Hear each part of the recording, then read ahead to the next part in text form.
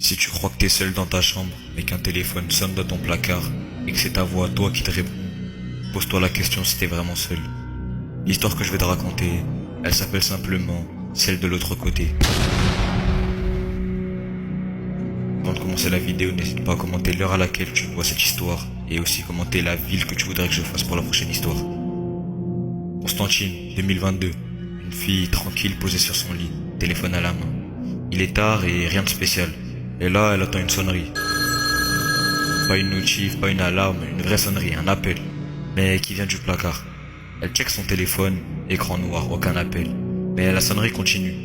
Elle se lève lentement, elle ouvre le placard, et ce qu'elle voit lui retourne l'estomac. Un vieux téléphone, gris, poussiéreux, hors d'époque. Pas de carte SIM, mais il sonne quand même. Elle hésite, puis elle décroche. Et là, elle entend une voix, mais pas n'importe laquelle. Sa voix, elle. Exactement la sienne, mais bizarre. Et la voix dit, ouvre la porte, descends. Là où tu dors, c'est pas la bonne place.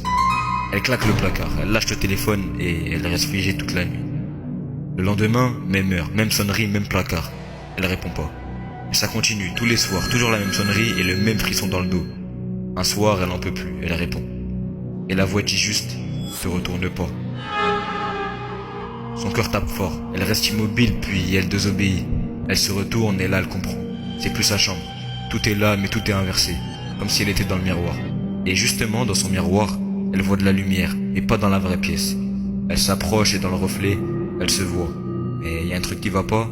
Dans le miroir elle sourit, mais dans la réalité elle pleure. Et les yeux dans le reflet, tout noir. Et soudain la main du reflet commence à sortir du miroir. Doucement comme si elle voulait l'attraper. Elle hurle, elle tombe et tout devient noir. Elle se réveille mais pas dans son lit. Sous son lit, par terre, la gorge sèche. Plus rien, plus de téléphone, placard vide. Juste un vieux papier qui est là, écrit à la main. La prochaine fois que tu réponds, ce sera pas toi qui parleras.